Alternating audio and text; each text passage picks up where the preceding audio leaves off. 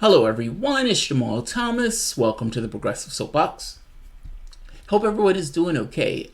This is going to be an insert, and it needs to be an insert because I was in such a rush trying to start the video that I didn't add this part in, the intro. I have with me Professor Richard Wolff. Now, all of you know who Professor Richard Wolff is, but just for technicalities, Professor Richard Wolff is Professor of Economics at University of Massachusetts Amherst, where he taught economics from 1973 to 2008. He's currently a visiting professor in the graduate program in international affairs at the New School University in New York City. I always use professor because I find that it's a thing of reverence of sorts. And I know that sounds weird, using the term reverence in this way. I hate calling people ma'am or sir because I think all of us are just human beings and you have no authority per se that's God given, you just are. But in a sense of professor, I feel it's earned. So I use the term professor and I use it with the term of reference. So without further ado, Professor Richard Wolff. And by the way, thank you for coming on to the show. Hello everyone, it's Jamarl Thomas. Welcome to the Progressive Soapbox. So guys, I hope you guys are doing okay today. I have an amazing treat with me today. Richard Wolff, Professor Richard Wolff. My audience absolutely knows who you are. Please give a hello. Hello, and it's a pleasure to be here. Absolutely. So Professor Wolff, I was paying attention to the Swedish election, the election in Sweden. And I kind of made this point about, the left needs to pay attention to what's taking place with regards to, let's say, immigration policies that may push the population into a particular mindset, especially when certain economic policies have been followed within the country. The shorthand is like neoliberalism. What is your appraisal of the election result in Sweden? Well, I think you're seeing in Sweden more or less of what you have seen in virtually every other European country. Namely, somewhere between 10 and 20% of the voters, when given a chance, will swing away from the parties they've supported in the past, the conventional two-party system that Europeans, like Americans, have lived with for quite a few decades. People swing away from it and vote, in this case, for right-wing parties that used to be there but get very small votes, 1%, 2%, 3%, shooting up to the 10 to 20% range for one obvious reason. They become a ferociously anti-immigrant party. That is, they go beyond their conventional right-wing, sometimes Nazi, sometimes fascistic, more or less. They go beyond that, which kept them at a very low level, and see an opportunity in attacking immigration and all of immigrants and demanding that they be expelled and all the rest of it. This is a chance for them to tap into popular upset, and they've used it, and it has brought them, as I say, from the 1, 2, 3% range in voting up to the 10 to 20% range. And in Sweden over the weekend, they got about 16.5% in that range. Yeah, it's a terrifying amount. I mean, for a party that used to be, like a Nazi party, they're rebranding themselves as the Swedish Democrats. I started this in somewhat of a hurried way. At the end of this video, I'm going to just put in a beginning, just to give a heads up who you are, because I know people know who you are on my channel, but just in case they don't. And also a primer on the Swedish election about what was taking place. Let me ask you this. Is there something real there? Like, I know in the United States, the right wing makes up immigration stuff purely just to kind of draw up their base. It's like, oh, we're angry about these immigrants that, we're never going to see. But in Sweden, you have a small country that per capita pulled in more, refugees than any other country, with the exception of maybe Germany and maybe even more than Germany.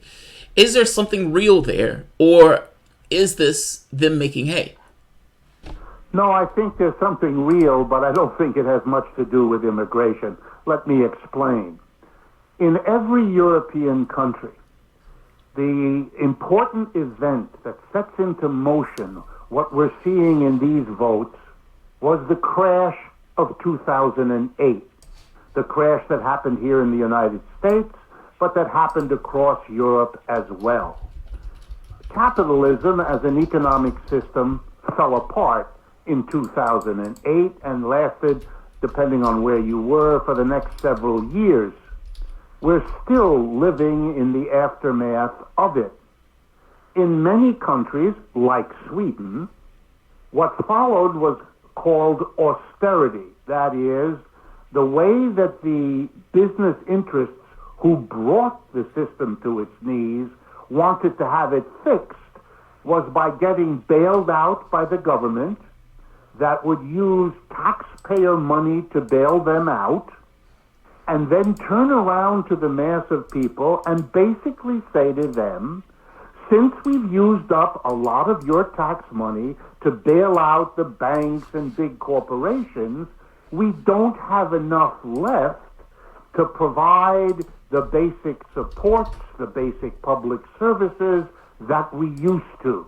And so you're going to have to go through several years of what came to be called austerity policy.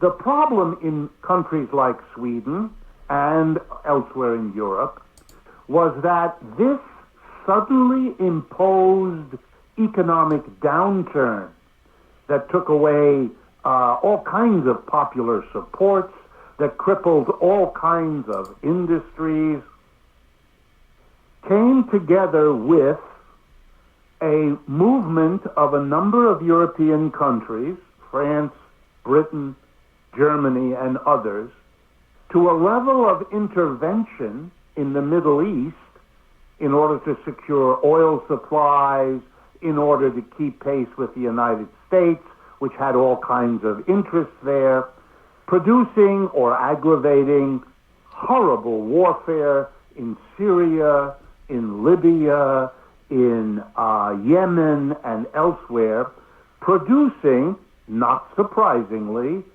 a movement of people running for their lives from the warfare there and coming into Europe, which is the nearest safe place to go.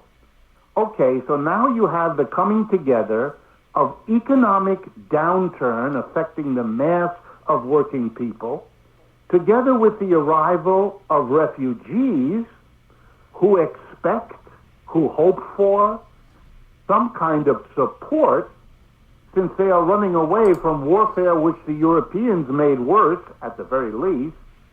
And so the governments there, seeing an influx of people who will be cheap laborers in these countries, turned around and helped them, as it is committed, by the way, through international agreements to do, and for its own advantages.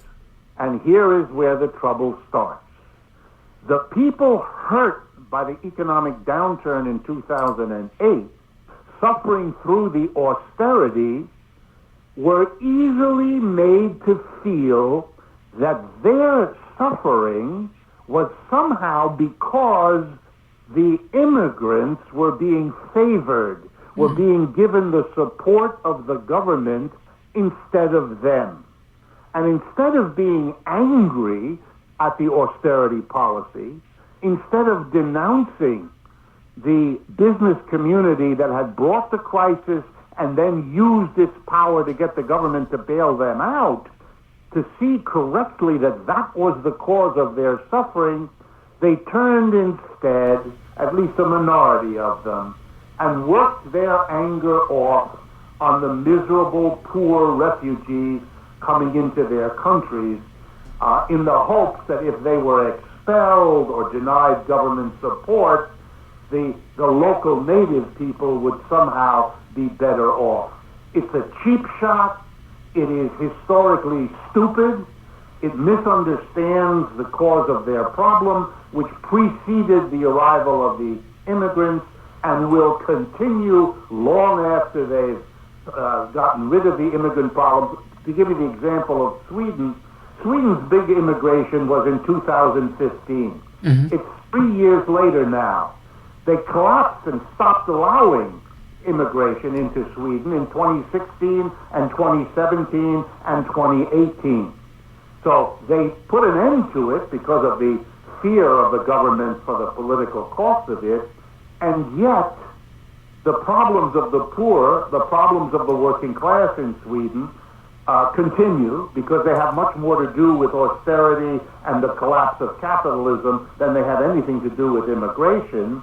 And so they're still angry, and even though the immigration has stopped, they are able, they allow the right wing to come in and give them this simple-minded notion, my goodness, if we get rid of the immigrants, your life will be better. It is a pathetic political ploy based on people who don't understand, perhaps because they're not given the proper education about it. That's another matter, but they don't get what's going on, so they are easy targets for a blame game about the immigrants. Those immigrants had nothing to do with the collapse in 2008. They had nothing to do with the austerity policies followed by the current government. And indeed, much of the support, if you look at where in Sweden, in the rural areas, the suburban areas, where the support came from, is from people who were hurt by the collapse in 2008 and who have not been much helped ever since by the government there, which is in the control of the business community. My last point, this isn't different from understanding the vote of millions of American working people for Donald Trump.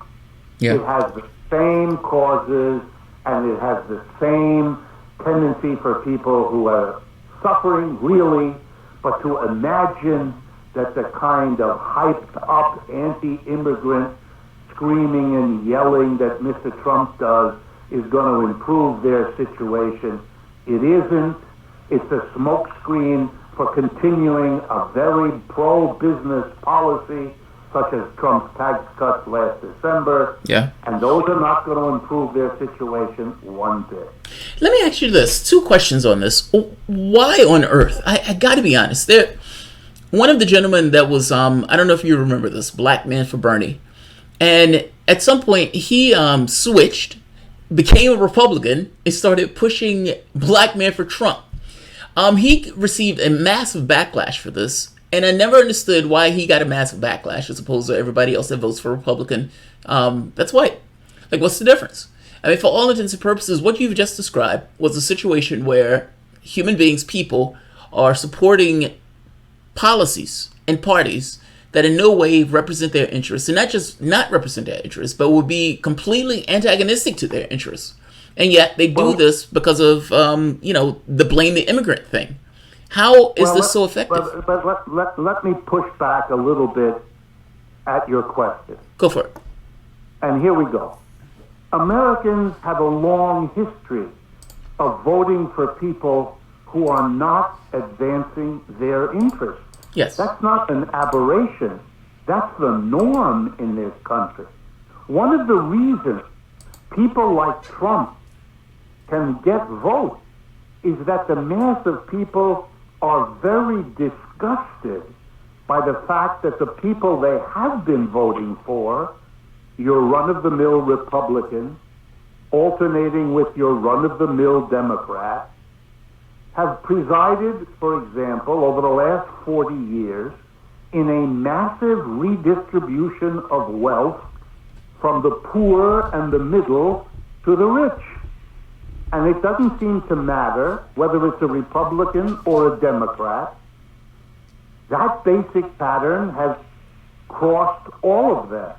And so it isn't so surprising that when somebody comes along who makes the case, I'm different from those two, that, people will vote for him, not so much because they like what he says, but out of a kind of disgusted anger at being taken for granted by the two major parties who have been doing that for so many years and not solving their problems, in fact, making them worse. The two sides, Swedish politics has got a coalition of parties on the left who get about half of the vote, and a coalition of parties on the right who get the other half. It's like 40-40 now. Not so different from Republicans and Democrats here. And they have been an enormous disappointment to the majority of the people. And they're going to give the next new different guy, if they think he's different, if he acts different, and that's what the new leaders do. They say, we're not part of that. They are outrageous in a way that makes it clear to people they're new and different. So people say, okay, I'll try a new and different. The interesting thing is, if the left learns the lesson of this political period, it will understand that its best chance is to be really leftist, yes, to demand real big changes, to show that we're not another variant of Republican and Democrat, because as Mr. Trump has shown, and now as the Swedish Democrats have shown, people want a change and will pay more attention to what you have to say if it looks like you might do something, because they're so used to the status quo being reinforced by the traditional party. Last question. In the United States, I don't think there's an issue in the United States. It's one of those things where you have 300 million people in this country and you have enough room for others if people need to come into the country. But Sweden is a small country. And in that being a small country and trying to take in so many refugees, I understand that it's not the crux of the issue. It's like, can Walmart afford to pay their people a decent wage? Yes, Walmart is a multi-billion-dollar company. Of course they can afford to pay their people a decent wage. They just don't do it because they want to maximize their profit and expropriate it to the top. Right. So fair enough. Like, it's not the problem. But it doesn't necessarily mean there aren't Walmart workers who are on food stamps. Like, is that the situation we have here? Yes, it's not the issue in Sweden. Sweden has started to implement neoliberal policies. Sweden is essentially allowing people into the country based on what we've done in large part, this kind of gallivanting around the globe, setting places on fire. But that doesn't necessarily mean that Sweden is not, let's say there's certain areas of Sweden that aren't necessarily doing the best, and that those areas may have, let's say, like ghettos of sorts, like we have in the United States, where you have a large contingent of people who are poor, who are migrant, that tends to gravitate towards. Now, I guess I'm pushing back on the narrative per se, because I've heard some left-wing arguments in Sweden make this argument of, look, this is not the issue. And I agree with you, it's not the issue. But from the people who are living in Sweden, who are maybe, let's say, in areas that are grossly poor, do they not have, is this a fantasy to them? Or is this a real thing that the left needs to pay attention to, not purely from the standpoint of economics? I hope I'm asking this right. Yeah, no, you're absolutely right. It's a very real issue to the people of Sweden. Yeah. Because they are confronted not with the problem of immigrants, but the problem of how Sweden, like Germany, like France, and like other countries, how they handle this immigration problem. Yes. If you want to do what's right by immigrants, especially understanding them to be overwhelmingly people coming from parts of the world that your policies made poor and that your policies made unlivable because of war. But even put that aside, if you want immigration to happen as they said they did, then you ought to have a plan for how to do that in a humane and fair way. Let me give you a simple example. Create an immediate full employment policy. Make sure that the immigrants you're bringing in are not competing for jobs with your own native people.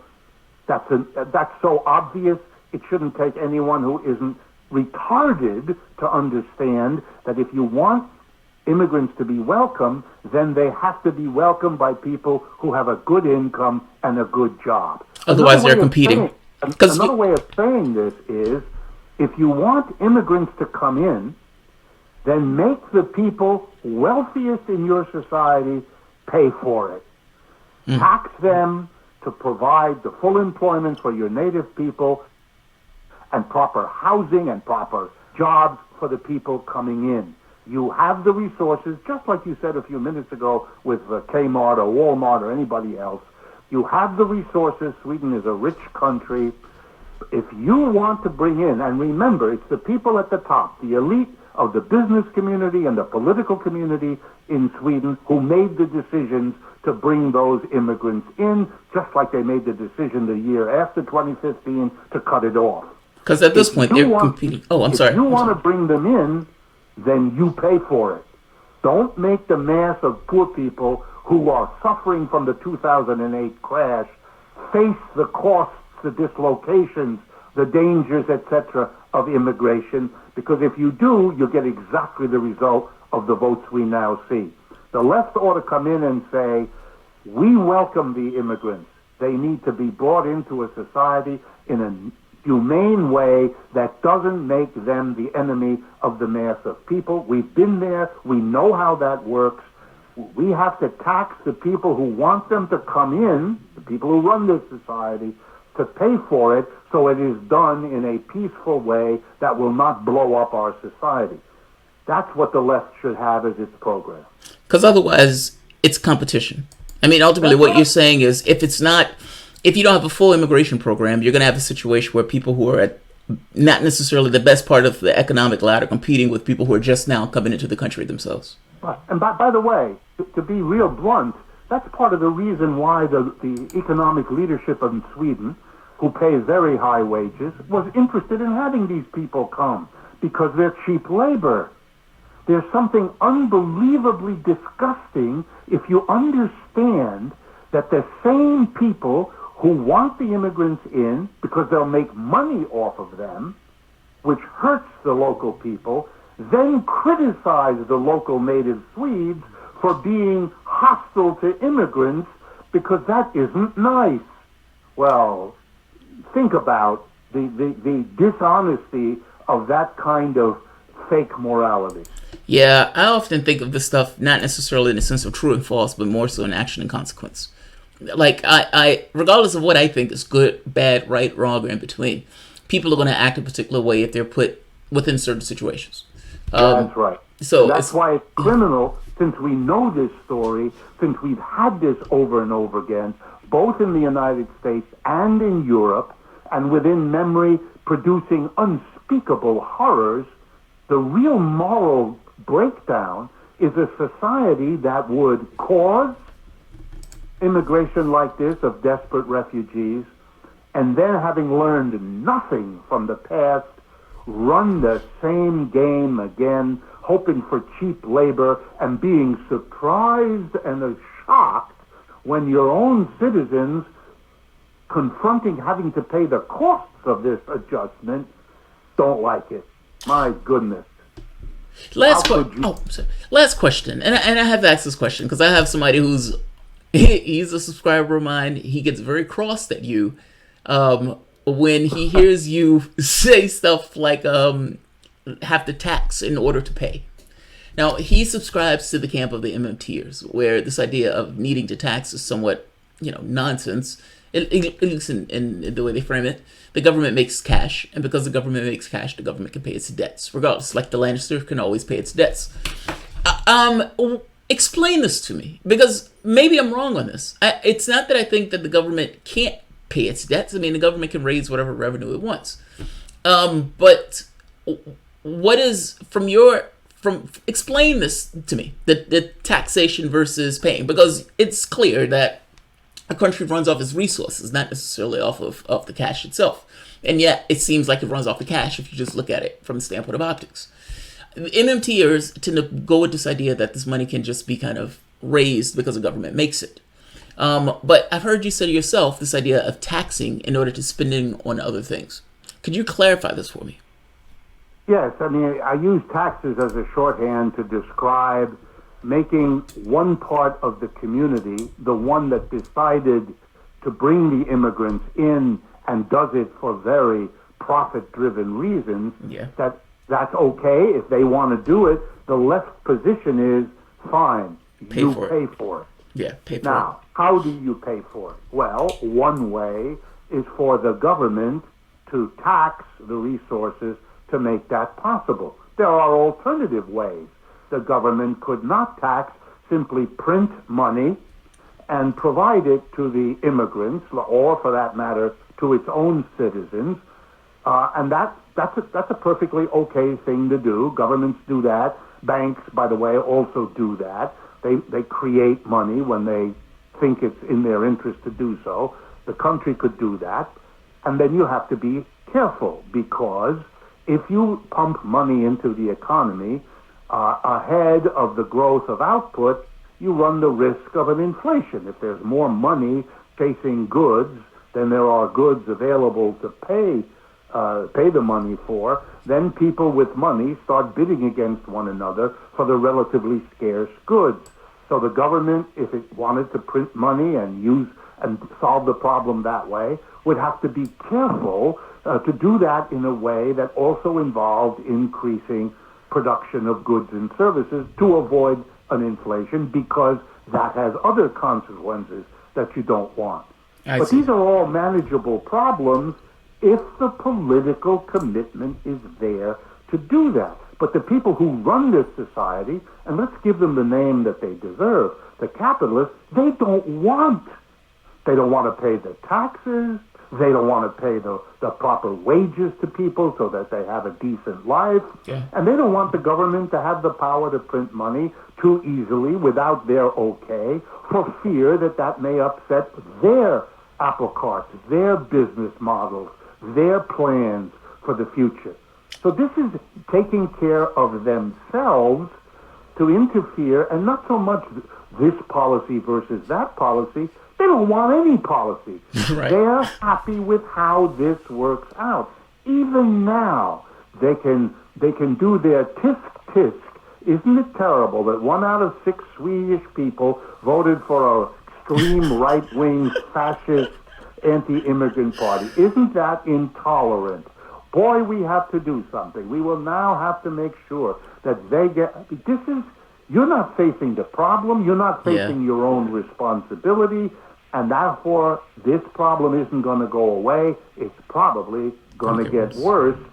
And in the end, the anger of the Swedish mass of working people is not being taken care of here. And it won't be, because this party doesn't have enough votes to make that happen. No. Cutting off immigration is a moot point, because they already did that. So you can see there's a seething mass of discontent, and all of this political theater doesn't deal with it. And that's true with Mr. Trump here, too. Most of what he does is theater. It doesn't address the problems of the American people. It isn't going to solve the problems that brought him here.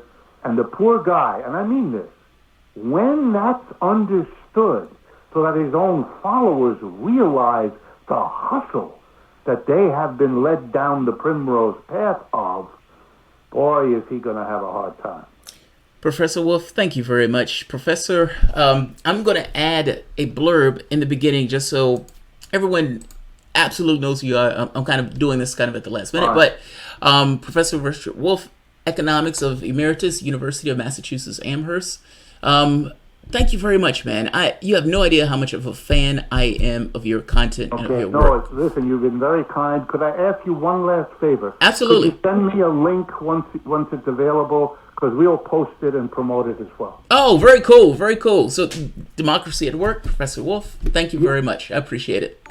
Okie doke. Take care. You too. Have a good one. All right. This was awesome. He hit me at the last minute. Well, I hit him at the last minute. Let's say it that way. And he was nice enough to say yes. He said yes. So, he said yes. Elephants on Coke. Have you ever considered compiling some of your best videos into a podcast? This would be an awesome candidate for a podcast. Yes. Yes. In fact, and I'm going to keep my thing right here. The answer is yes. I have a. Let's flip this over so you can see it for yourself.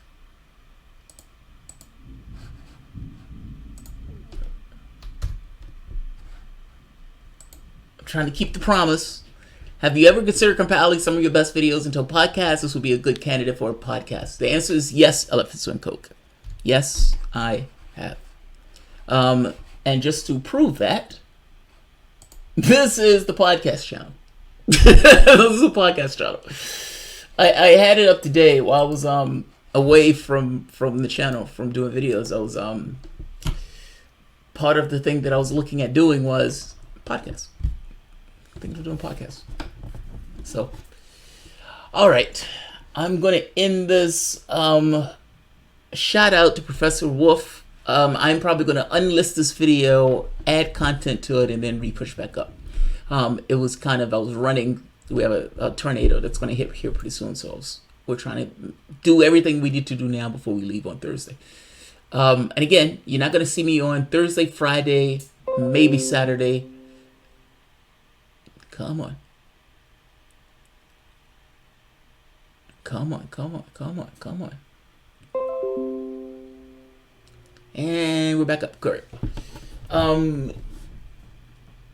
Did you hear meme killer bill is going to be passed on the 12th? What do you think? What? A meme killer bill?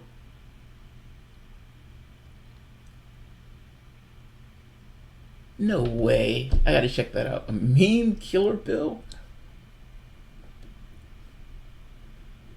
That's hilarious. That's amazing. That's amazing. Yeah, I didn't hear about that one, man. I didn't hear about that one. Oh, Mark, no, man, this one was going to be quick. I told him like 10 minutes, and I kept him like 30 minutes. So I am appreciative that he stood there that long to take those questionings. Also, when I started the video, I didn't introduce him correctly, so I need to go back and make an introductory video. But it was kind of at the last minute. I was running to get into the house, and it was kind of like, God, that's awesome. They cut Syrian YouTube channels. That I have heard. In fact, in my last video, I think I noted it. My last video. Yeah, it sucks. You have to ask the question, why do you need to do this? Right? Like, why do you need to do this? If the way you're putting... When the United States was in this capitalism versus communism thing, the thing that the United States always wanted to say was, look at us. Look at our stores. If you take any Ruski to one of the stores in the United States, they would pass out. Oh my God, look at all the choices. Look at all the choices. Look how open their society is compared to ours. Look at this repressive regime that these people are living under. What is this? Why do you need to do these things? And if you need to do these things, do you need to ask the question of why do you need to do these things? Why do you need to suppress certain content in the way that you're suppressing content? Why do you need to shut off certain channels? Why? Why do you need to get rid of certain Twitter content or Facebook content? Why do you need to do these things? I think it's a pertinent question, especially since you're actually doing them. And I don't mean the bullshit reason of we're trying to stamp out. I'm talking about the larger reason of, in a comparison between reality versus, you could say, what you're trying to stamp out. Why do you need to stamp out these other realities if your reality is so fucking awesome? That's the point I'm trying to get at. The only reason you would try to stamp out all of this other stuff is because something that's going on with you and with what's typically associated with politics in this country has gotten so debased based on the dynamics of the country that competing information competes. Like, it wasn't a situation where the Soviet government under Stalin was going to be able to compete with what was taking place in America. The openness and everything else. Yes, the society may have been more difficult, but that's why you had like FDR programs and everything else. The goal was look at our society versus theirs. And you've ended up in this weird Orwellian situation where you're now erasing people off of Twitter. Erasing people off of Twitter. Getting rid of sites off Facebook, getting rid of sites off of YouTube. 70% of the information that we consume comes from social media. And now social media has become the tool by which we censor content. It's amazing. Absolutely amazing. Jamal, have you seen Richard Wolff's illustrations? Yes. Yeah. David Harvey, yeah, I like David Harvey too. I'm not a socialist, I'm not a Marxist, but and I like the arguments. The arguments fall out of your mouth intuitively well because it makes perfect sense. Like, you can explain basics of stuff from the standpoint of Marxist ideology, whatever calling it Marxist ideology. If you've ever worked a basic job, you would understand that you're being screwed over. Wait a minute, I worked X amount and the boss gets this amount and I get this amount? Where's the excess cash? Where's the excess cash? Jamal, what are your thoughts on Austrian economics or hard money compared to soft money? I don't know what the references mean. I don't want to say anything. Okay. Gold and silver argument versus boom and bust. None of it's real. None of it's real. Like, look, whether you're talking about gold, silver, or dollars, you understand all of those are just material possessions. Money itself is not necessarily a material thing. It's more of a intellectual touchstone. It's almost like in a liquidation of labor power. But whatever you want to call that, whether that's a dollar, whether that's gold, whether that's anything else, some of it has to do with the ease at which you can create more of it. So, fiat currency versus something like gold, where you've tethered your money to a particular denomination. Look, it's not real. That's what I think. It's not real. Your society comes up with whatever your society needs to propagate itself. How do you get rid of poverty? All right, and let's go from there. How do you make sure that your society can continue to excel and prosper and everything else? Go from there. It's not real. I don't think it's real. In fact, it's not even I think it's real. It's not real. The money is a touchstone. You can have tulips that can have immense amounts of value. You can have these boulders at one point that had these immense amounts of value. You have gold coins, silver coins, copper coins. Things have value in so much as you can use them. I have this idea most of labor power. This idea of the amount of work that goes into something, attributing the value to the thing, not necessarily this thing having an inherent value in and of itself. Whatever your society needs to do in order to make sure the people of your society have their ends, that's what you do. At least that's where I start. At least that's where I start. Social welfare and or some socialist ideas, but not at scale. Fair enough, Mark. It's not real. None of it's real. No, it's not. There's nothing to get hung about. There's nothing to get hung about. I love that. Just look at Silicon Valley campaign targeting Amazon. Yes, suckers all falling for it in droves. Oh, I see what you mean. Silicon Valley campaigning targeting Amazon. Suckers are falling for it in droves. All right, I'm going to end this here. I had no expectation of even doing a video today. Wait a minute, let's see who else. Elephants on Coke and Infamous Red. Let's see.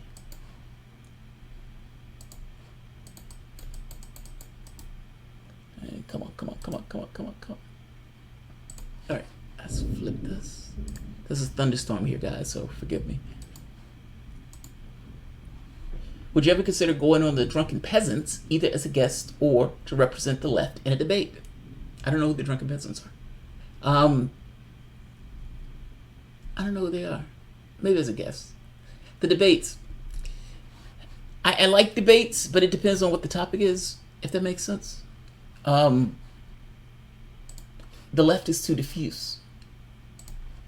If that makes sense. So, like saying you represent the left is too diffuse. Depends on the topic. I gotta feel something about it, otherwise I'm not gonna care. Alright, I'm gonna end this here. If you guys enjoy the content, please feel free to share, like, subscribe. And of course, you can always support the Patreon. Thanks, guys. And Professor Richard Wolff, thank you very much.